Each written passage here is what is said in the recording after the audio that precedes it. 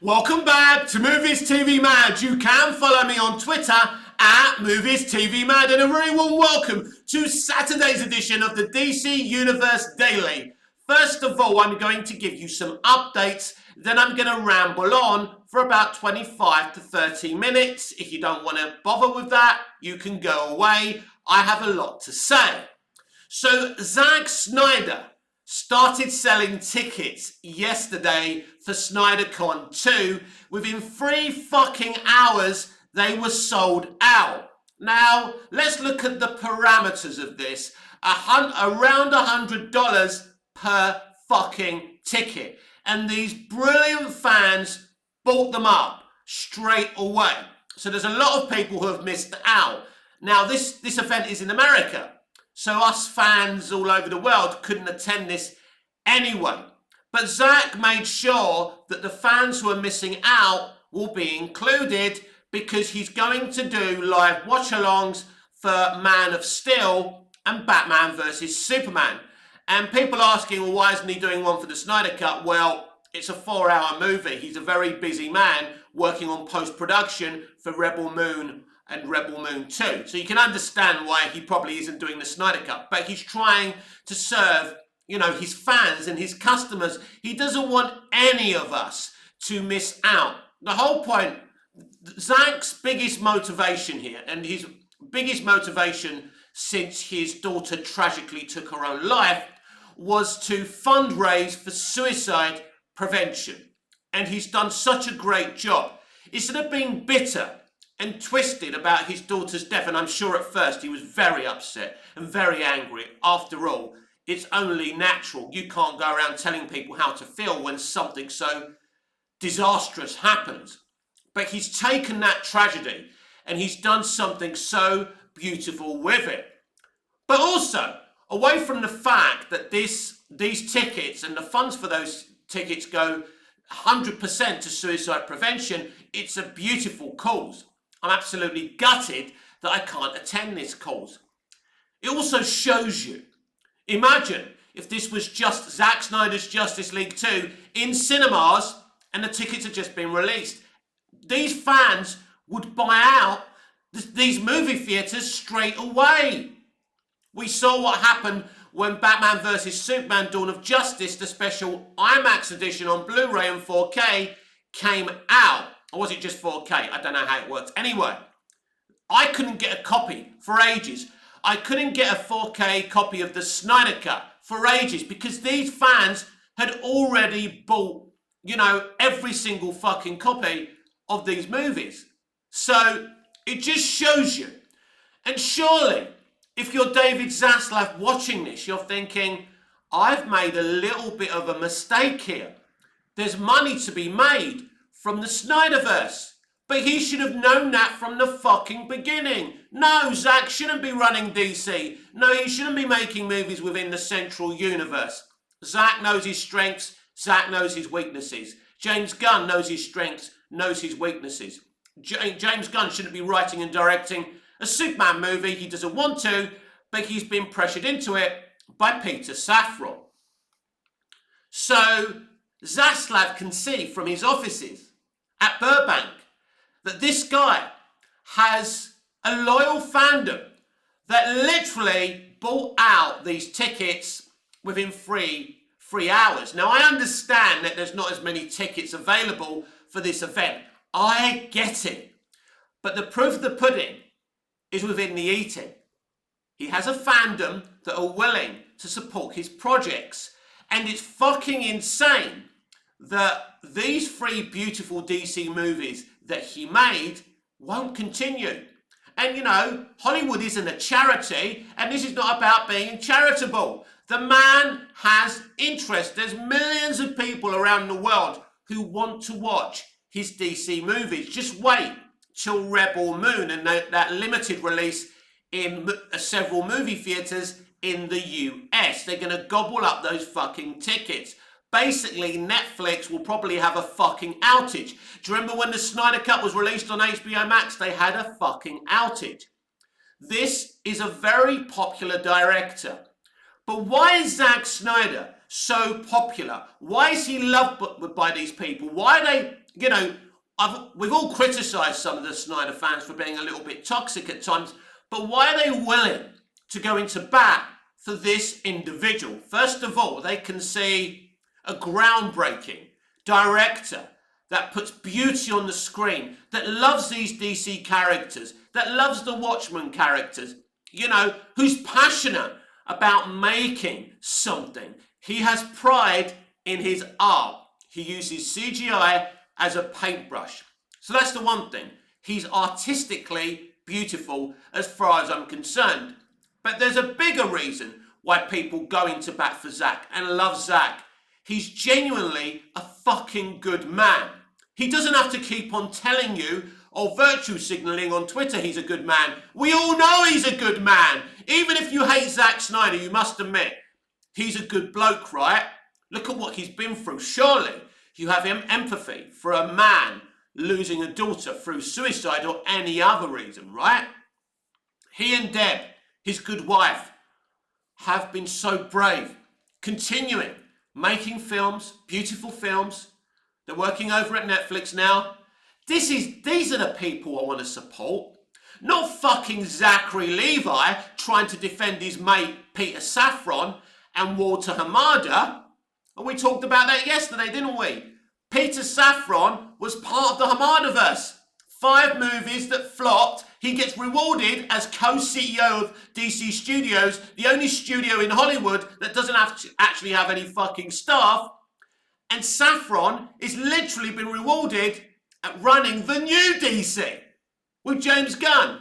It's basically like taking the guy who designed the fucking Titanic and fucking getting him to fucking design like a new age fucking helicopter or something, right? We all know what would happen there. It is ridiculous. It is outrageous.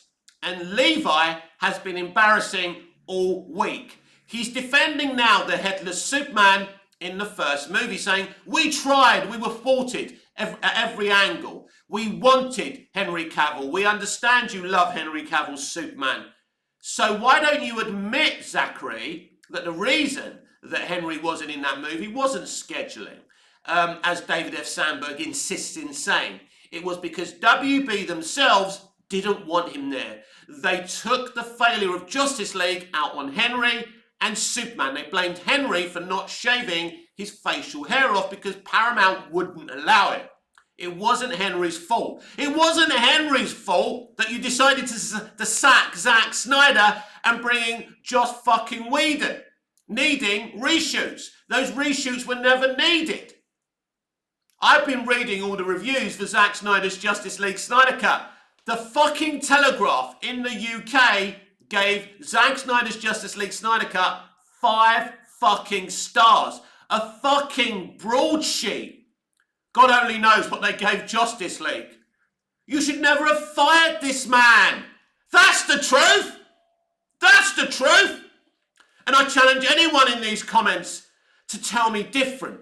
This man is a genius and he deserves a little corner in DC somewhere. But because WB continues to be run by a bunch of clowns, I mean AT&T were a bunch of clowns, Stanky's a clown, but at least he gave 80 million of his own fucking money to Zack Snyder because he saw Snyder's genius and that Snyder could launch their new streaming platform HBO Max at the time. At least Stanky may have been a fucking clown, but at least he tried to fight WB Pictures at the time, and Emmerich, and Hamada. At least you can say that for him. But Levi running around crying and screaming like a baby about the failure of his movie Shazam! Fury of the Gods. It would be like me crying and screaming because I don't have more viewers and subscribers on my YouTube channel. I know I'm shit. I know I'm not a good, content creator. I know that. I know my limitations. I know my place. I understand. I'm not here to trend or anything like that. I'm here because I enjoy doing this. I enjoy talking about entertainment and DC. When I wake up in the morning, I have my breakfast, I have a cup of coffee, I have a cigarette, And I'm rubbing my hands together. I can't wait to do a video. Right now, while you're watching this premiere, I'm sitting by my laptop so I can respond to your comments if there is any. I'm not doing that because I'm going to make money or I'm going to be successful. I like my subscribers, even though sometimes I react, aggressively to you sometimes if you annoy me. I love you. I love talking to you. Not because you're going to give me a super chat. I'm not monetized. It's because I like talking to other geeks and fucking nerds, whether they agree with me or not. That's the point. But modern day Hollywood, new Hollywood, hate their customers. They're gaslighting their customers like Mr. Levi. He's on a fucking Instagram video going, even you people that hate me. I don't hate anyone. Nobody hates anyone. Fans don't hate you personally. They don't know you, Zachary. But the problem is you won't hold your fucking hands up. You're blaming The Rock for this movie flopping. And yes, I'm not saying that The Rock's on the side of the fucking angels, but you've got to have a little bit of more pride in yourself than that. It's WB who put him in charge. It's Safran and Hamada who allowed him to be in charge. Let's not forget about that either. We are where we are because of this clown fucking studio who pretends to fire people but never does. They fired Zack Snyder. And this is where we are now. So we got this, and it's really funny right now if you think about it. We got this fucking elephant of a flop in Shazam! Fury of the Gods, while Zack Snyder is trending higher, and snydercon 2 is trending higher than the DC movie that was released just over 7 days ago. Think about that for a minute. Think about where we are. Did Zack Snyder ever attack fans who criticised his movies? No. Did Zack Snyder get in the dirt with people who said disgusting things about the tragic death of his daughter? No. And you wouldn't blame him if he did. He never did. The only person he's ever said anything to in the end was fucking Scott Mendelson, and that was a famous tweet, and I thought it was brilliant, and that got me blocked by Scott Mendelson. It's an honourable badge as far as I'm concerned. Another extremist in critical media. They review things, they're very political, it's about this, there's not enough inclusion, representation. In fact, the lady who plays Billy Batson's foster mother called critics out for being too political instead of enjoying movies. The problem is, sweetheart, I agree with you, you're spot on, but by coming out with this kind of shit when your movie has been reviewed badly, right? It's just like sour grapes. And you got Levi on Instagram saying, why do movies have to be dark? Why can't they be light? But here's the point, Zachary. You can have light movies and funny and fun movies, but you can also have dark movies. They don't have to be one thing or the other. And by saying that shit, right, you sound bitter. It's not about movies having to be dark, although movies bathed in realism and proper camera work and proper screenwriting are more lauded. There's no question about it. People have got more respect for Dick Donner's Superman the movie, Burton's, Tim Burton's 2 Batman films that are bathed in realism and fantasy at the same time. More respect for Nolan's Dark Knight trilogy that is absolutely bathed in realism. It's those type of movies that garner respect. Now, there's a lot of Marvel movies, fun Marvel movies, that people respect as well. But what are the most popular Marvel movies? Let's think about it. The darker ones. From the MCU, let's think about it. There's Captain America, the Winter Soldier. That's quite a dark movie. That's lauded. And I think if people were asked what's the better movie, Infinity War or Endgame, people would say Infinity War. It's dark and there's great multiple stories converging on each other. And the Russos were very, very talented. When you start losing people like the Russos, you have to ask yourself some questions about Kevin Feige. And they're still lying about the reason Victoria Alonso was fired. But anyway, where this is a DC daily show, we don't want to talk about Marvel's problems and Marvel's shit, but it is fun seeing them being burnt fucking alive, and I ain't going to offer them my fucking urine to put out their fire. This is just Hollywood. They're all dying because they've made bad decisions and, gaslit their own customers. These are not clever people. Let's be clear. Your customers are cleverer than you. Not that it takes much to be cleverer than you fucking Hollywood. We don't even have to wake up early in the morning to be smarter than you fucking Hollywood. If they were clever, would you have seen the shit that we saw in She-Hulk and the level of toxicity from that fucking showrunner? These are not clever people. These people running Hollywood today, let's say it together, are imbeciles. Because when you see a popular man like Zack Snyder, who is loved and respected even by the people who don't like his movies, you must admit he's not a toxic individual, right? You must admit that, as I said earlier. When you've got a guy like Snyder, who's doing a charity event, that actually Warner Brothers are working with him. They were happy to be part of this. As I said yesterday, they're not making a profit out of this. All the proceeds goes to the suicide prevention charity. Quite right too.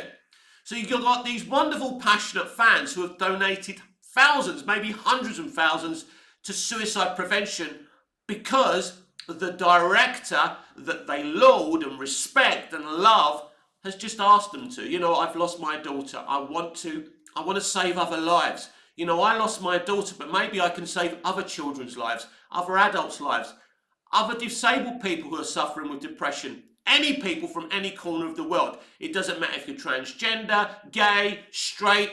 He's not a virtue signaller. He's doing this for everyone who suffers with suicide prevention because he doesn't want other parents and other husbands and other wives or whatever suffering like he and Deb did.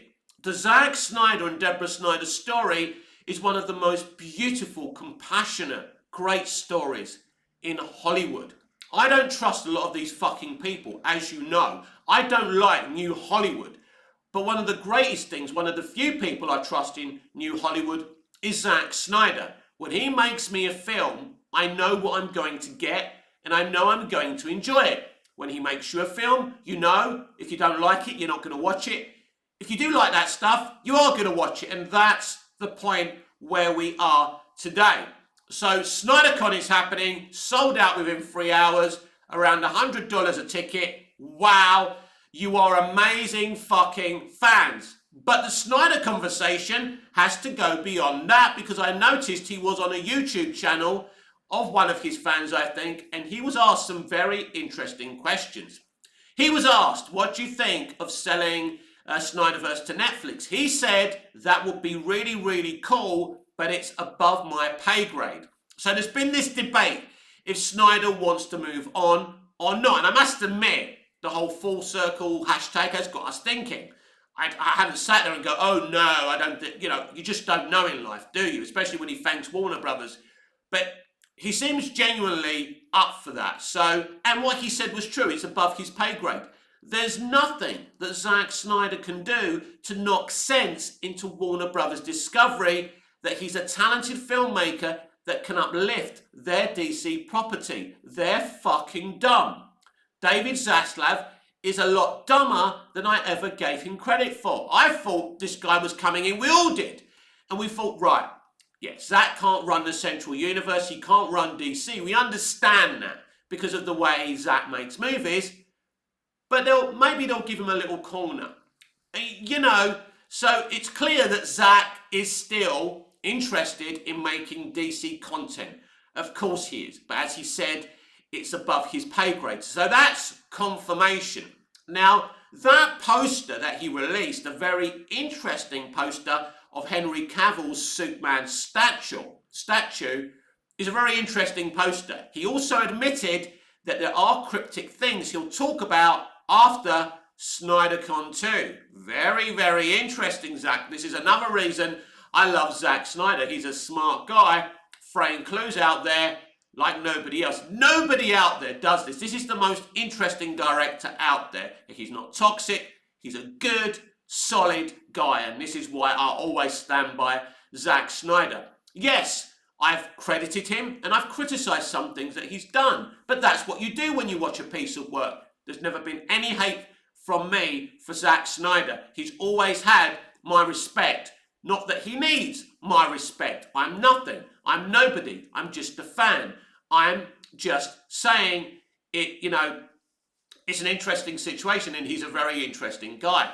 But let's look at the poster of the statue, because it is an interesting thing. So, like, I think there's about 3 fingers down and I think there's 5 fingers up or something like that. So some people are saying that, the 3 fingers down or whatever it is, I can't remember the exact picture, you understand, I don't have it in front of me.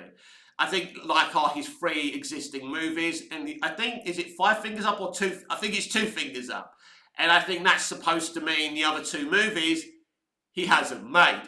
Listen, Zack is still interested in doing this. Yes, Zack is very, very busy with Rebel Moon. We all understand that, but it isn't going to take forever to sort Rebel Moon out. So Rebel Moon is happening. He's producing these animated things, these comic book things to go with the movie. But by the time that movie is released at the end of the year, he'll be ready. So if there was an opportunity, he'd still be ready to do this. He isn't going to be working on Rebel Moon forever. Yes, if it's successful, he'll make a 3rd movie and other things and spin-offs towards it. Of course he will. But Zack's very, very positive. And very passionate about DC. He would bite Zaslav's middle finger off just to get to finish his arc. There's no question about that Zack still wants this. And there's no question that he's dumb. And he'll be pretty dumb to stand on a fucking stage and tell his fans who are inspired by his DC work, move on. Stop fighting for it. Why would you do that when you still want it? We, the fans, want it. He wants it. It's as simple as that. And I'm very hyped and excited, and I just can't wait for snydercon 2 at the end of April. And we'll be building up to it here on Movies TV Mad. Of course we are. So just remember, just because you've missed out on a ticket for snydercon 2 doesn't mean you're going to totally miss out. I think you'll be able to watch it virtually, the question and answer session at snydercon 2. This event runs for 2 or 3 days, and he's going to do a watch along for Man of Steel and BVS as well. So that's all very exciting. So that's Zack Snyder being a gentleman. He knew a lot of us would miss out on these tickets. Most of us wouldn't even be able to go to America, because a lot of his fans are outside of America. It's important to remember that as well. So that's Zack Snyder. I think the most positive thing about DC right now is Zack Snyder and his fan base. And that's a very different scenario than usual. Normally, a new DC movie comes out, the Snyder fans are very negative, other fans are positive, the fan base is divided. But in fact, it's the Snyder fans and Snyder being more positive about DC than the other people right now. How the roles have been reversed. But what about Mr. James Gunn, the co-CEO of DC Studios? Well, we didn't really discuss this on my channel, so I want to discuss this now. A very interesting situation that went under my radar, and I apologize for that. So last week, he was asked yet again if he will be working with Margot Robbie as Harley Quinn in the future. He said yes. He said yes consistently a hell of a lot of times. Now, what was curious about this time, a few hours later, he deleted that tweet. He deleted answering yes to working with Margot again as Harley Quinn. Now, this is something I pre-warned you about a long time ago. That Warner Brothers and Margot Robbie don't have the best of relationships. I know the Barbie movie is basically distributed and funded by Warner Brothers Discovery. I get that, I understand that. But basically there were issues there. And, she did lose DC a lot of money with Birds of Prey and the way she led that movie. I think she doesn't want to play Harley anymore. And I think there's issues. Maybe even James Gunn secretly doesn't want her playing Harley anymore. It's an interesting situation. Why did he delete that tweet? I mean, there's no reason to delete the tweet other than, he's not going to be working with her again, as Harley. Why did he delete the tweet? It doesn't really make any sense. It doesn't make any sense. But even worse, and this is how dumb New Hollywood is, if you're not going to work with her again, and you're going to delete the tweet anyway, why the fuck Did you answer the fucking question? He just can't help himself. It's ego. He over establishes. He speaks too much on social media, but it's been very, very interesting recently, the past 7 to 10 days, since the release of Shazam! Fury of the Gods. He's been very, very quiet. He said 2 words when David F. Sandberg was mocking the fans about this secret Shazam scene from Shazam 1, this deleted scene where they're supposed to be all in the Cave of Wonders or whatever it is, sitting on the chairs, and Sandberg's denying it and making fun of the fans, saying he's enjoying people losing their minds. And I think Gunn said, oh really, or whatever, or unbelievable, or whatever he said. But he's been very, very quiet since all the toxicity from Warner Brothers and the people behind Shazam! Fury of the Gods got started. Because this studio and, this production hasn't taken being failures very well. I think if you fail in life, it should inspire you to try better the next time. Now, obviously, this cast and crew probably won't get the opportunity to start again. But what would I do with the Shazam franchise? I don't think it's that important at this point. I don't think it uplifts anything in the future. There's no rush to do more Shazam. But I mentioned this before. If it was me, I'd have Mary, and I'd have Asher Angel as Billy playing, Shazam, and Billy, get rid of Levi. There's no point to Levi. Levi's probably one of the problem with the Shazam franchise. He doesn't even fucking look like the original Captain Marvel. In the original movie, he's literally standing there blowing bubble gum. That isn't fucking the original Captain Marvel. This is one of the reasons that these Shazam movies haven't made a lot of money. Yes, the first one's a better movie than the second one. No question about it. But it still isn't Captain Marvel. It still isn't what we wanted. It still isn't what we asked for. And this is why a lot of people didn't go and watch that first movie. And even less people went to see the second movie. It's as simple as that. And I think, as I say, in life, when you fail, you've got to take it on the chin. I would say, considering this guy is denying, trying to throw The Rock under the bus, I'd say that The Rock's crypto animated movie is leaps and bounds better than Shazam! Fury of the Gods. Yes, The Rock tried. He tried to give us an epic Black Adam movie. In a lot of ways, he succeeded. And he gave us a really good DC animated movie in, DC League of Super Pets. I thought that was a really, really good movie. I thought it was going to be shit. And then someone bought it for my birthday on digital and I watched it and I really enjoyed that movie. I got a lot more out of that, more enjoyment out of that than I did Shazam! Fury of the Gods. I mean, the opening scene when, the baby Kal-El is going to be sent to Earth and then, and then Crypto goes with him, I teared up. I thought that was an amazing moment as a Superman fan. So you could tell at least The Rock is a fucking DC fan. And Levi keeps on telling us he's a fan of this and a fan of that. I think Levi is a very, very desperate man who's working for Peter Safran. As I said yesterday, Safran is in a lot of trouble. But you know what, Mr. Zaslav? Someone who failed and who was a big part of the Mardiverse shouldn't have been rewarded with, such an honour. And it is an honour.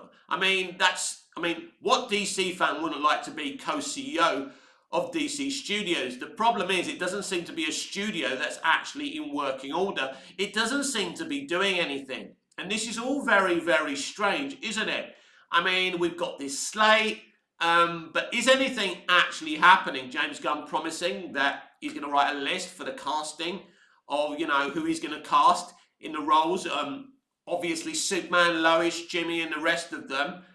But to me, there's something a little bit suspicious about this whole situation, if you ask me. So you've got DC Universe, you've got Gunn and Safran on that side, who seem to be, let's say, not doing very, very much. Gunn doesn't seem to really want to direct Superman Legacy with the way he's acting. There's some red flags going on there if you ask me. Meanwhile, Team Zack Snyder are doing very well, thank you very much. There's an exciting, big, convention with Zack Snyder there where he's going to be, playing his free DC movies and answering questions on them. Celebrating DC. That's not what Peter Safran, James Gunn, and Zachary Levi are doing at this moment in time. This has been Saturday's edition of the DC Universe Daily with me, Mick, your host with the most, just ask your girlfriends and your wives. Please like, share, comment, subscribe, hit the notification bell so you never miss this beautiful perfection, and I'll see you again in the next video. Until I see you again, goodbye, au revoir, auf Wiedersehen.